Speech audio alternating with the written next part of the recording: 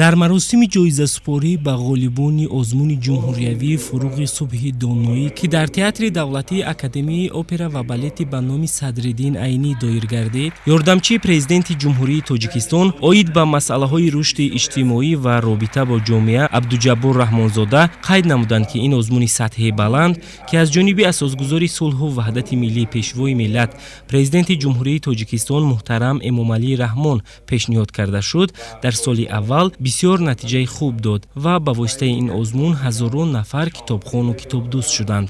Иттилоъ дода шуд, ки ҳукумати кишвар хусусан пешвои миллат зарур шумориданд, ки дар солҳои баъдӣ низ ин озмун роҳандозӣ карда шавад. Дар маросими бо тантана нахуст ғолибони номинатсияи якум аз ёд кардану хондани осори адибони классики тоҷик қадрдонӣ карда шуданд. Дар ин номинатсия барои гирифтани ҷои якум ба Сарфарозиддин Имориддинов диплому ҷоиза ва 30,000 сомонӣ тақдим карда шуд. Ба Сафармоҳи Аҳмадбек, ки мақоми дуюмро ишғол намуд, диплому ҷоиза ва 25,000 сомонӣ муносиб дониста шуда, ғолиби зинаи сеюм Шабеҳа раҳнамо бо диплому ҷоиза ва 20,000 сомонӣ қадрдонӣ карда шуд. ман миннатдории хешро ба асосгузори сулҳу ваҳдати миллӣ муҳтарам пешвои миллат расонидани ҳастам, ки баҳри донишманд ва ҳавасманд гардидани мо ҷавонон тадбирҳои нав ба нав меандешанд.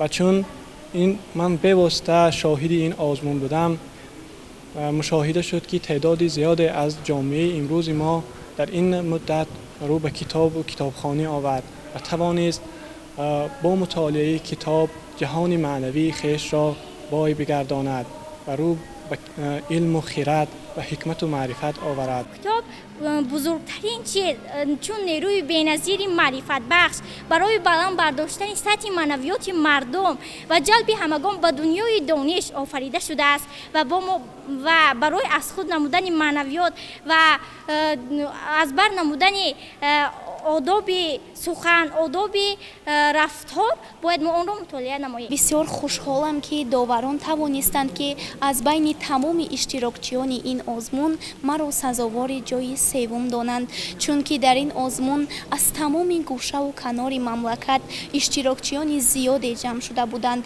ва ҳар яки онҳо ғолибон ва соҳибистеъдодони бисёр ҳам муваффақ ва варзидаи кишварамон мебошанд ва барои ҳамин рақобат миёни онҳо ниҳоят душвор буд ва ман тамоми саъю кӯшиши худро карда тавонистам, ки дар ин озмун муваффақиятро ба даст оварам. аз рӯи номинатсияи дуюм аз ёд кардану хондани осори адибони муосири тоҷик барои гирифтани ҷои аввал ба Шукрона Хуҷамқулова 30,000 сомонӣ ва диплому ҷоиза, ба ғолиби ҷои дуюм Рухшона Нурова 20,000 сомонӣ ва ҷоизаву диплом, ҳамчунин ба Моҳсума Шоҳмуродзода, ки дар ин номинатсия дар зинаи сеюм истод, 15,000 сомонӣ ва диплому ҷоиза насиб дониста шуд. китоб ганҷинеест, ки дар он тамоми рози дунё наҳофтааст. роҳнамоест, ки бо воситаи он инсон метавонад роҳи ояндаи худро муайян созад. оинаест, ки дар он инсон метавонад тамоми хатогиҳои худро ислоҳ намояд. воқеан ҳам китоб оинаи дил, нури тан, бартарафкунандаи айбҳо, офарандаи неъматҳо ва куни суханҳои марғуб мебошад. мехоҳам миннатдории худро ба асосгузори сулҳу ваҳдати миллӣ, пешвои муаззами миллат, муҳтарам Эмомалӣ Раҳмон расонида бошам, ки барои мо ҷавонону наврасон чунин озмунҳои сатҳи баландро ташкил мекунанд. барои иштирок дар ин озмун ман зиёда аз 100 китоб, 150 ғазал, 250 рубоӣ, зиёда аз 900 мисра аз достонҳо, зиёда аз 300 мисра аз қасида ва аз навъҳои гуногуни шеърӣ 600 мисра аз ёд кардаам. аз рӯи номинатсияи сеюм аз ёд кардану хондани ашъори бачагона ва афсонаву ривоятҳои халқи тоҷик дар зинаи аввал Муҳаммад Раҳнамо 25,000 сомонӣ ва диплому ҷоизаро ба даст оварда, ба ғолиби зинаи дуюм Зебунисо Азизиён 17,000 сомонӣ ва диплому ҷоиза дода шуда, Биньямини Илҳом, ки дар зинаи сеюм истод, ба ӯ 13,000 сомонӣ ва диплому ҷоиза дода шуд. برای اشتراک در این آزمون 300 کتابی بچگانه را مطالعه نمودم که آنها را افسانه‌ها و حکایه‌ها و روایت‌های خلق تاجیک تشکیل می‌دهد.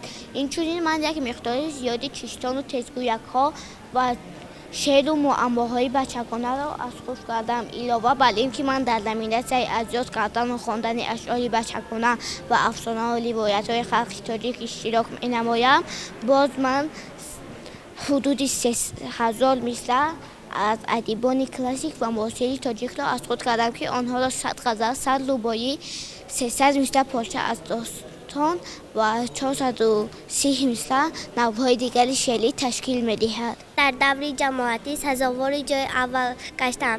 در دوره ولایتی و ناحیوی نیز سزاوار جای اول گشتم. در دوره جمهوریوی باشد سزاوار جای دوم گشتم. با همسالان خود گفتنی هستم که یعنی به هر آزمون ها به هر چوربینی ها روند، در آنجا اشتراک نمایند و سواد خود را باز سیقل دهند. از روی نامیناسیای چهارم از یاد کردن و خواندن آثار ادیبان جهان در جای اول شبنم آدیناєва ایستاد که 30,000 سومونی و دیپلم و جایزه به دست آورد. در جای دوم نصیبه حفیظова قرار گرفت و با 20,000 سومونی و دیپلم و جایزه قدر کرده شد و شابگی ملکشاییва در زینه سیوم با 15,000 сомонӣ و диплом و جایزه قدردانی гардид. Я стала победительницей 4-й номинации «Мировая литература» конкурса «Фурӯғи субҳи доноӣ». Я бы хотела поблагодарить его превосходительство, уважаемого лидера нации Ҷаноби Олӣ, за то, что он стал инициатором такого конкурса, как «Фурӯғи субҳи доноӣ», и дал шанс таким талантам, как мы, раскрыться на этой сцене. Также я очень благодарна всем тем учителям, которые так поддержали нас и направили, и университету в частности. Ман дар даври чоруми озмуни ҷумҳуриявии фурӯғи субҳи доноӣ ки бо ибтикор ва дастгирӣ бевоситаи президенти ҷумҳурии Тоҷикистон муҳтарам Эмомалӣ Раҳмон роҳандозӣ гардидааст, аз ҷониби доварон ғолиб дониста шудам ва сазовори ҷои сеюм гардидам. шоҳҷоизаи озмун 50,000 сомонӣ ва диплом ба бунёд раҳнамо насиб дониста шуд. ман ҳудуди 5,000 мисра шеър пешниҳод кардам ки онҳо аз ғазалҳо, рубоӣ ва дубайтиҳо, инчунин аз достонҳо ва ҳамчунин аз дигар навъҳои шеърӣ буданд. ман боз 300 асари бадеӣ мутолиа кардам ва онҳоро пешниҳод кардам ки онҳо ҳам аз адибони ватанӣ ва ҳам аз адибони хориҷӣ буданд. дар ин озмун гарчанде ки ман ҳамагӣ 14 нафар рақиб доштам, вале онҳо гулчин шуда аз тамоми кишвар буданд ва барои ҳамин онҳо бисёр рақибони боқувват буданд. вале ман тавонистам ки хушбахтона аз байни онҳо шоҳҷоизаро ба даст биёрам. инчунин ҷоизаи махсуси озмун ба Азизмо Панҷшанбеева насиб дониста шуд ки дорои 10,000 сомонӣ мебошад.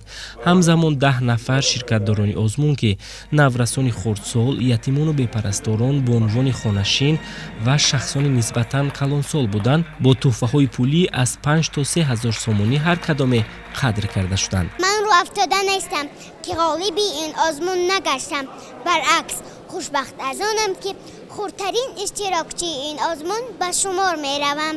امیدوارم که در سالهای من بعد از سزاوار جایهای نمایان گردم. من از روی نامیناسیای دوم یعنی از یاد کردن و خواندن آثار ادیبان معاصر تاجیک در آزمون اشتراک کرده و عنوان اشتراکچی فعال آزمون از طرف وزارت معارف و علم جمهوری تاجیکستان گشتم. ёдовар мешавем ки ин озмуни сатҳи баланд ба истиқболи 30-солагии ҷашни истиқлолияти давлатӣ роҳандозӣ гардида буд. барномаи рангини наврасон ки онҳо ғолибони шоу барномаи озмунии парвин дар соли 2019 буданд, ба маросими ҷоизасупорӣ шукӯҳи дигар бахшид.